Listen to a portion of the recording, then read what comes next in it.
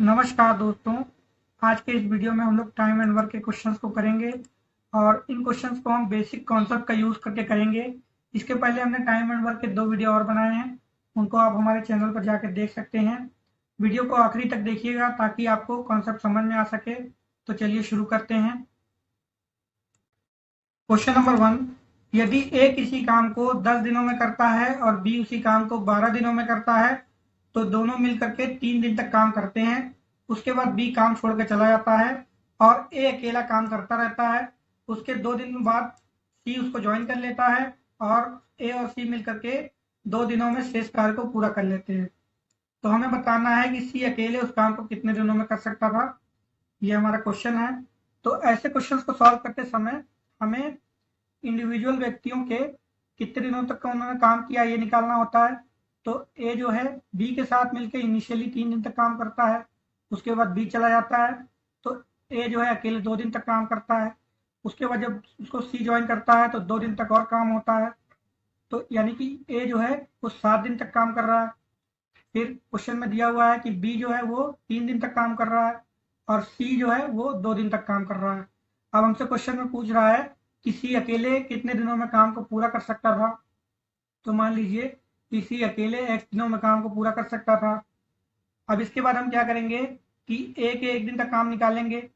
तो ए अकेला उस काम को 10 दिनों में कर सकता था तो ए 1 दिन में 1/10 पार्ट वर्क करेगा। इसी तरह से बी जो है 12 दिनों में काम को अकेले कर सकता था तो बी 1/12 पार्ट काम पूरा करेगा 1 दिन में। इसके बाद हमें सी के 1 दिन का काम निकालना है तो ये हो जाएगा 1/x पार्ट। अब क्वेश्चन में दिया हुआ है कि ए ने 7 दिनों तक काम किया तो ए का काम कितना हो जाएगा 7/10 और बी ने 3 दिन तक काम किया तो बी का काम हो जाएगा 3/12 और उसके बाद सी ने 2 दिन तक काम किया तो सी का काम हो जाएगा 2/x और इसको 1 = 1 कर देंगे। ये हमारा इक्वेशन बन गया। इसके बाद हम इसको सॉल्व करेंगे तो यहाँ पे एलसीएम आ जाएगा 60 और यहाँ आ जाएगा 7 × 6 और यहाँ आ जाएगा 3 × 5 प्लस 2/x = 1। इसके बाद इसको हम सॉल्व करेंगे तो ये आ जाएगा 57/60 प्लस 2/x = 1। अब 57 को हम 3 से काटेंगे तो आएगा 3 के 3 और 3 में 27 यानी 19 आ जाएगा और ये आ जाएगा 20। तो ये फ्रैक्शन चेंज हो गया 19/20 में। तो ये 19/20 को हम राइट साइड में ले जाएंगे तो क्या हो जाएगा 2/x = 1 माइनस 19/20। तो ये हो गया 1/20। तो यहाँ से आ गया 2/x = 1/20। तो यहाँ से हमारा आंसर आ गया x = 40 यानी कि सी अकेले इस काम को 40 दिनों में पूरा कर सकता है। इस प्रकार से हमारा तीसरा वाला ऑप्शन सही है। तो इसको देख लीजिए, हमारा तीसरा ऑप्शन सही है तो हम इसको टिक कर दे रहे हैं। यदि आपको हमारा वीडियो पसंद आ रहा हो तो कृपया आगे बढ़ने से पहले हमारे चैनल को सब्सक्राइब कर लीजिए। क्वेश्चन नंबर 2 बोल रहा है कि यदि ए और बी साथ मिलकर के किसी काम को 12 दिनों में पूरा कर सकते हैं और उन्होंने एक साथ मिलकर के 5 दिनों तक कार्य किया, उसके बाद बी छोड़कर चला गया और ए ने अकेले शेष कार्य को 14 दिनों तक किया, तो हमें बताना है कि ए अकेला इस कार्य को कितने दिनों में पूरा कर सकता था। ये हमारा क्वेश्चन है। तो ऐसे क्वेश्चन को सॉल्व करने के लिए सबसे पहले क्या दिया हुआ है कि ए और बी किसी कार्य को 12 दिनों में पूरा कर सकते हैं। तो ए और बी के 1 दिन का काम निकाल लीजिए, 1/12 पार्ट हो जाएगा। अब इसके बाद क्वेश्चन में बोल रहा है कि ए और बी ने शुरुआत के 5 दिनों तक काम किया है तो यहाँ से 5 टाइम्स ए प्लस बी हो जाएगा 5/12 यानी कि 5/12 पार्ट जो काम है वो ए और बी ने मिलकर किया है शुरुआत के 5 दिनों में। इसके बाद बी छोड़ के चला जाता है और ए अकेले काम करता है तो जो बचा हुआ काम है उसको निकाल लीजिए, रिमेनिंग वर्क 1 माइनस 5/12। तो ये आ जाएगा 7/12। कितना काम बाकी है। अब हमसे क्वेश्चन में पूछ रहा है कि यदि ए अकेले काम को करता तो कितने दिनों में पूरा कर सकता था। तो मान लीजिए कि ए अकेले काम को x दिनों में पूरा कर सकता था तो ए के 1 दिन का काम क्या हो जाएगा 1/x पार्ट हो जाएगा। अब हमें करना क्या है कि ये रिमेनिंग वर्क जो बाकी है इसको लिख लीजिए और इसमें जो है ए के 1 दिन के काम से डिवाइड कर दीजिए और इसको जो है 14 से इक्वेट कर दीजिए और इसको सॉल्व कर लीजिए। तो x into 7/12 is equal to 14 हो जाएगा। तो यहाँ से 7 से 14 कट जाएगा, तो यहाँ से आ रहा है x इज इक्वल टू 24। यानी यदि ए अकेले काम करता तो वो 24 दिनों में काम को पूरा कर सकता था। तो इस प्रकार से ऑप्शन 1 सही है, तो हम इसको टिक कर दे रहे हैं। क्वेश्चन नंबर 3, रमेश और रहमान किसी काम को क्रमशः 20 दिन और 25 दिन में पूरा कर सकते हैं और दोनों मिलकर के 10 दिन तक काम करते हैं। उसके बाद वो बीमार पड़ जाते हैं और उसके बाद शेष कार्य जो है सुरेश 3 दिन में पूरा करता है। तो हमें बताना है कि सुरेश अकेला उस कार्य को कितने दिनों में पूरा कर सकता था। तो ये हमारा क्वेश्चन है। तो क्वेश्चन में दिया है कि रमेश किसी कार्य को 20 दिनों में पूरा करता है, तो रमेश के एक दिन का काम कितना हो जाएगा, 1/20 पार्ट हो जाएगा। और रहमान उसी काम को 25 दिन में पूरा कर सकता है, तो रहमान के एक दिन का काम हो जाएगा 1/25 पार्ट। अब रमेश और रहमान के एक दिन का काम निकाल लीजिए, तो 1/20 प्लस 1/25। अब यहाँ पे हम इसको एलसीएम लेंगे, तो ये आएगा 100 में 20 से डिवाइड करेंगे तो आएगा 5, 100 में 25 से डिवाइड करेंगे तो आएगा 4, तो ये आ जाएगा 9/100। यानी कि रमेश और रहमान मिलकर के एक दिन में 9/100 पार्ट काम पूरा कर लेते हैं। अब क्वेश्चन में दिया है कि रमेश और रहमान 10 दिन तक काम करते हैं, तो रमेश और रहमान के 10 दिन का काम निकाल लीजिए, तो ये हो जाएगा 90/100।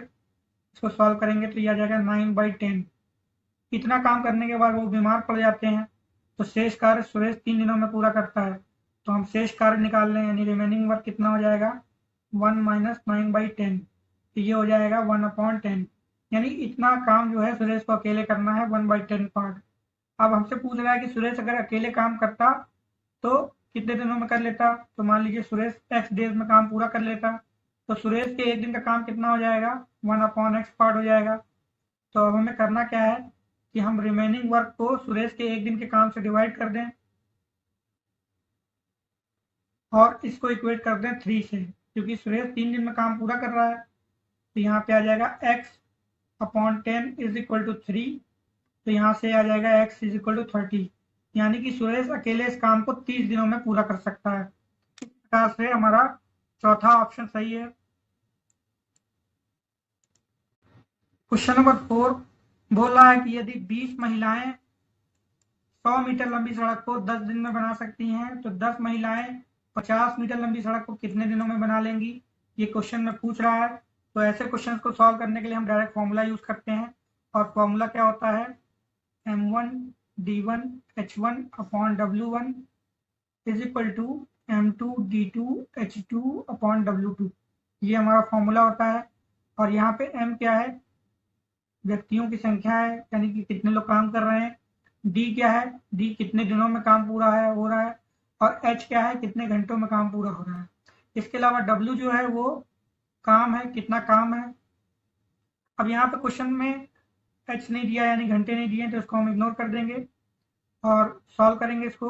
तो बता रहा है कि 20 महिलाएं 10 दिन में 100 मीटर लंबी सड़क को बनाती हैं। तो हमें बताना है कि 10 महिलाएं 50 मीटर लंबी सड़क को कितने दिनों में बना लेंगी। तो हम मान लेते हैं x डेज में बना लेंगी और इसको सॉल्व करते हैं। 10 से 10 कैंसिल हो जाएगा, तो x की वैल्यू आ गई 10, यानी कि 10 महिलाएं 50 मीटर लंबी सड़क को 10 दिन में बना लेंगी। तो इस प्रकार से फोर्थ ऑप्शन सही है। क्वेश्चन नंबर 5 बोल रहा है कि कुछ व्यक्ति किसी कार्य को 55 दिनों में पूरा कर सकते हैं, और बोल रहा है कि यदि 6 व्यक्ति और होते तो कार्य 11 दिन पहले खत्म हो जाता, यानी 11 दिन कम लगते। तो हमें बताना है कि प्रारंभ में कितने व्यक्ति थे। तो ऐसे क्वेश्चंस को करने के लिए हम क्या करते हैं कि man into day is equal to होता है कांस्टेंट, यानी कि हम इसको ये भी लिख सकते हैं m1 d1 is equal to m2 d2 लिख सकते हैं। अब मान लीजिए कि इनिशियली x लोग काम कर रहे थे और 55 दिन में काम को पूरा कर रहे थे। अब बोल रहा है कि 6 व्यक्ति बढ़ा दिए जाए, यानी कि x प्लस 6 व्यक्ति हो गए, और कह रहा है कि काम 11 दिन पहले खत्म हो जाएगा, यानी 55 में से 11 को घटाएंगे तो 44 आएगा। अब इसको सॉल्व करेंगे तो 11 से डिवाइड करेंगे तो यहाँ आएगा 4, यहाँ आएगा 5, यानी कि 5x is equal to 4x plus 24 आ गया। तो अब 4x को हम लेफ्ट हैंड साइड पे ले जाएंगे तो x की वैल्यू आ जाएगी 24, यानी कि अगर 6 व्यक्ति बढ़ा दिए जाएंगे तो काम 11 दिन में पूरा हो जाएगा और इनिशियली 24 व्यक्ति लगे थे। तो इस प्रकार से हमारा ऑप्शन 2 सही है।